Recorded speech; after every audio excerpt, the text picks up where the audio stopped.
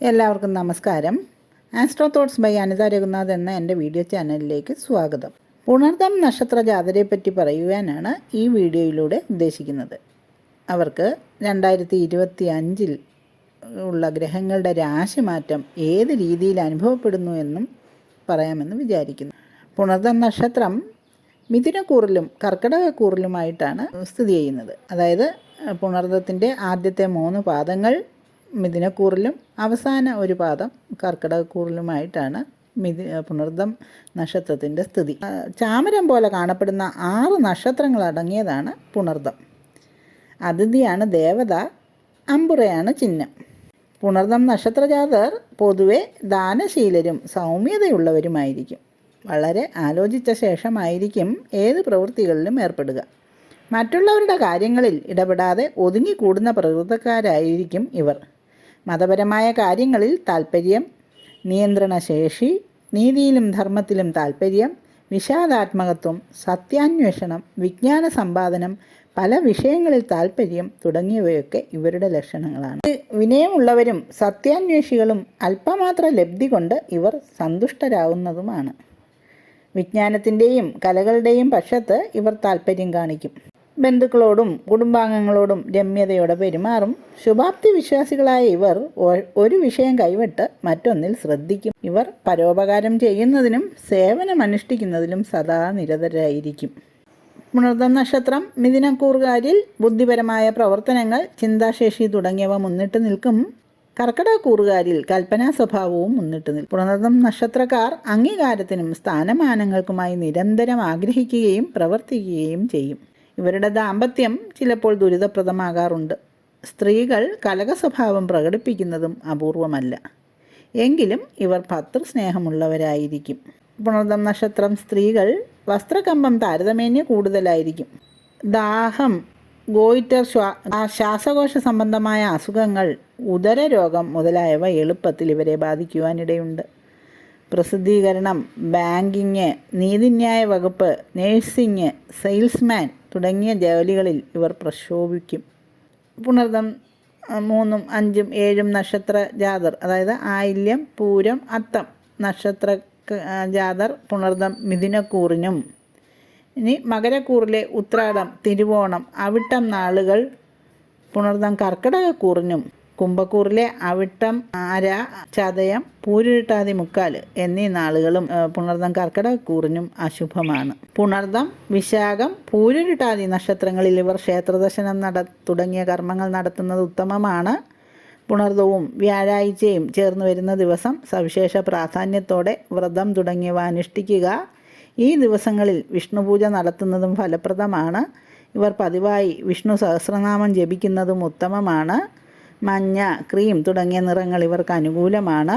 മിഥുനക്കൂറുകാരായ പുണർദം നക്ഷത്രജാതർ ബുധനെ പ്രീതിപ്പെടുത്തുന്നതും കർക്കിടകക്കൂറിലെ പുണർദം നക്ഷത്രജാതർ ചന്ദ്രനെ പ്രീതിപ്പെടുത്തുന്നതും നല്ലതാണ്. പുണർദത്തിൻ്റെ നക്ഷത്ര ദേവത അതിഥിയാണ്. അതിഥിയെ പ്രീതിപ്പെടുത്തുന്ന മന്ത്രം ഓം അതിഥയെ നമ എന്ന മന്ത്രം ജപിക്കുന്നത് നന്നായിരിക്കും. നക്ഷത്രമൃഗം പൂച്ച, നക്ഷത്രവൃക്ഷം മുളയാണ്, ഗണം ദേവഗണം, യോനി സ്ത്രീ യോനി, പക്ഷി ചകോരം, ഭൂതം ജലം. ഇത്രയുമാണ് പുണർദം നക്ഷത്ര ജാതരെ പറ്റി പൊതുവായി അറിയേണ്ട കാര്യങ്ങൾ. ഇനി പുണർദം നക്ഷത്ര ജാതരുടെ ദശാകാലം നമുക്കൊന്ന് പരിശോധിക്കാം.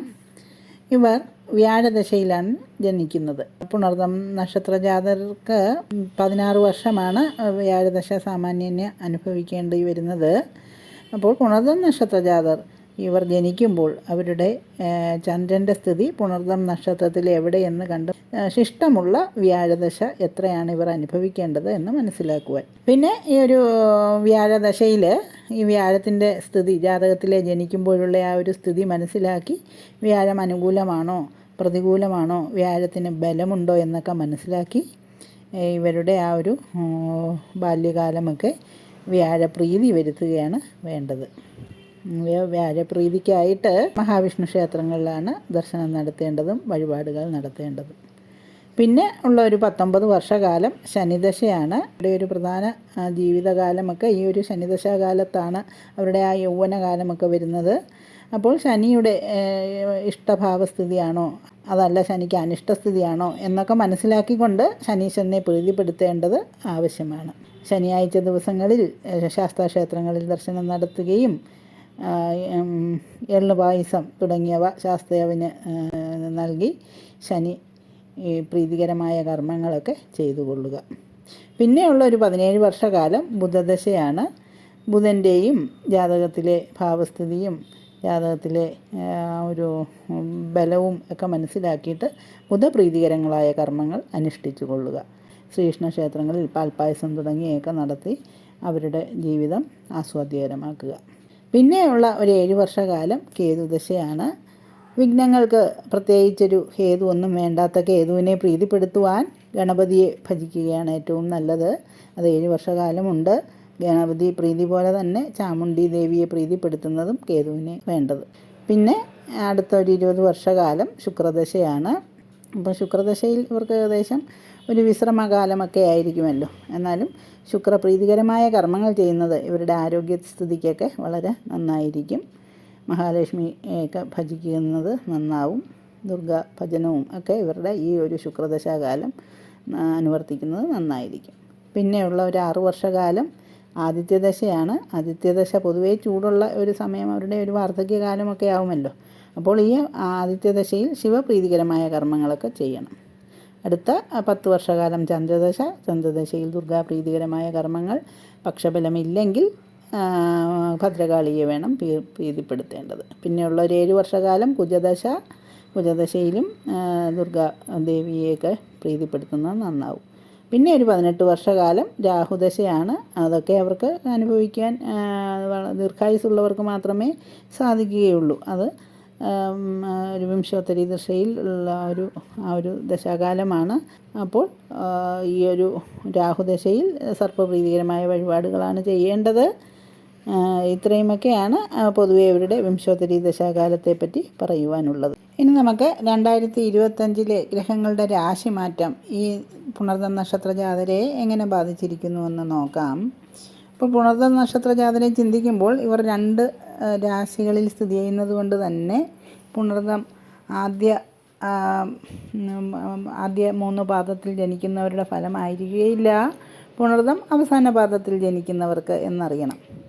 അപ്പോൾ മിഥുനക്കൂറിൽപ്പെട്ട പുണർദം നക്ഷത്ര ജാതർക്ക് മാർച്ച് അവസാനത്തോടു കൂടി ഉണ്ടായിരുന്ന ആ ഒരു ശനിയുടെ രാശിമാറ്റം അവർക്ക് 10-ൽ, അതായത് കർമ്മഭാവത്തിൽ ഒരു ശനി വരികയാൽ അതൊരു കണ്ടകശനിയായിട്ട് കണക്കാക്കേണ്ടതുണ്ട്.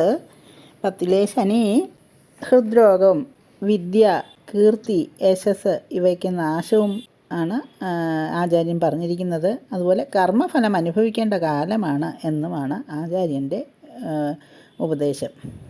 അപ്പോൾ നമ്മൾ കഴിഞ്ഞ കാലങ്ങളിൽ നല്ല കർമ്മം ചെയ്യുകയാണെങ്കിൽ ഈ ഒരു കാലം നമുക്ക് വലിയ പ്രശ്നങ്ങളില്ലാതെ പോകും എന്ന് നമ്മൾ മനസ്സിലാക്കിക്കൊള്ളണം. എന്നിരുന്നാലും 10-ലെ ശനി പല രീതിയിലും ധനത്തിനും സ്വത്തിനും നാശമുണ്ടാക്കുകയും ശരീരസുഖവും മനസ്സുഖവും കുറയുകയും ശരീരത്തിൻ്റെ ഭംഗി നഷ്ടപ്പെടുകയും ഫലം. ചെയ്യുന്ന പ്രവൃത്തികൾ സന്തോഷത്തോടും ഉത്സാഹത്തോടും ചെയ്യാൻ കഴിയാതെ വരികയും ശരീര അവയവങ്ങൾക്ക് ബലം നഷ്ടപ്പെടുന്നത് പോലെ തോന്നിക്കുകയും ഒക്കെ ചെയ്തെന്നിരിക്കും. മനസ്സിൽ അകാരണമായി പലവിധ ഭയങ്ങളുണ്ടാവുക ഇവയൊക്കെയാണ് ഫലം.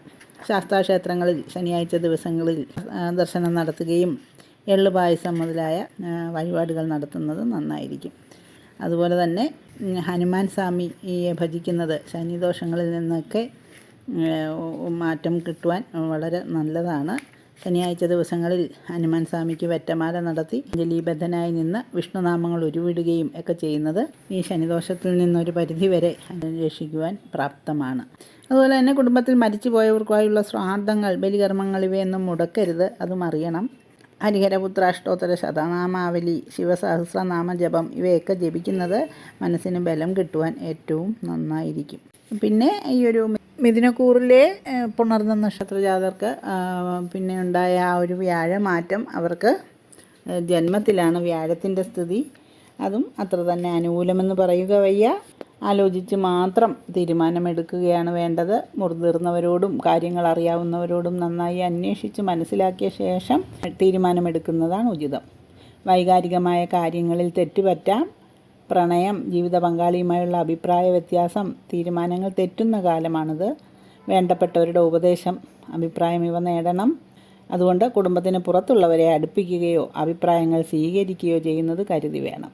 ബന്ധങ്ങളിൽ അകലം സൂക്ഷിക്കണം. അധികം ചിലവ് കാണുന്നു. പഴയ ബാധ്യതകൾ വലുതാക്കരുത്. പുതിയ കടത്തിലൂടെ നേട്ടങ്ങൾ ഉണ്ടാക്കാമെന്ന മോഹം ദോഷം വരുത്തും. പ്രാർത്ഥനയോടെയുള്ള ശ്രമം കൊണ്ട് പുതിയ ജോലിയോ വരുമാനമോ ഉണ്ടാകും. പുതിയ വിവാഹമോ ആഡംബരങ്ങളോ ലഭിക്കാൻ സാധ്യതയുണ്ട്. ചെലവ് നിയന്ത്രിക്കണം. മഹാവിഷ്ണു പ്രീതിയും ശ്രീകൃഷ്ണ പ്രീതിയും വരുത്തുന്നത് പ്രയാസം കുറയ്ക്കും. വ്യാഴാഴ്ച മത്സ്യമാംസാദി ഒഴിവാക്കുക. അഗതിക്ക് അന്നം നൽകി തൃപ്തിപ്പെടുത്തുക. അതിനുശേഷം ശ്രീവിഷ്ണു ശ്രീകൃഷ്ണ ക്ഷേത്ര ദർശനം നടത്തി സഹസ്രനാമാർച്ചന നടത്തുക. തുളസീഹാരം സമർപ്പിക്കുന്നത് വിഷ്ണു പ്രീതിക്ക് നല്ലതാണ്. അതിലൂടെ തന്നെ ഇത് ജന്മവ്യാഴൻ്റെ പ്രയാസം ഒരു പരിധി വരെ കുറയ്ക്കുവാനാകും.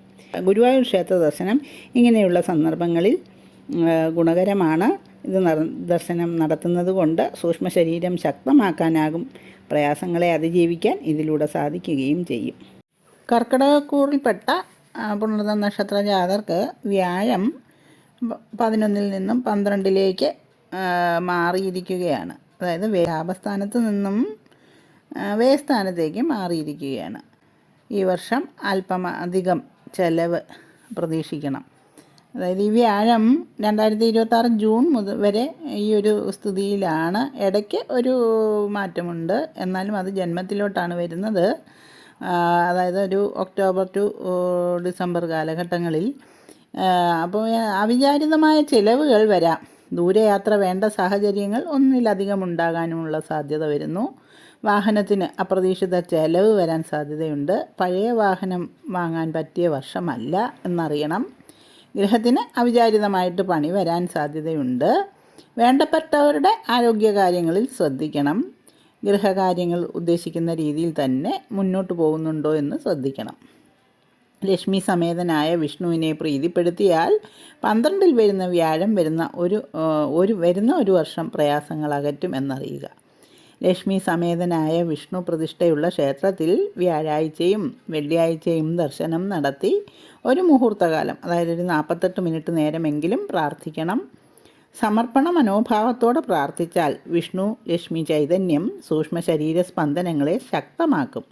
ഈ ശക്തി വരുമാനത്തിലെ തടസ്സം നീക്കും. 12 വ്യാഴൻ വരുത്താൻ സാധ്യതയുള്ള സാമ്പത്തിക പ്രയാസങ്ങൾ അതിജീവിക്കാൻ ദിവസവും ശ്രീലക്ഷ്മി ശ്രീവിഷ്ണു അഷ്ടോത്തര ശതനാമാവലി ഭക്തിപൂർവ്വം ജപിക്കുക.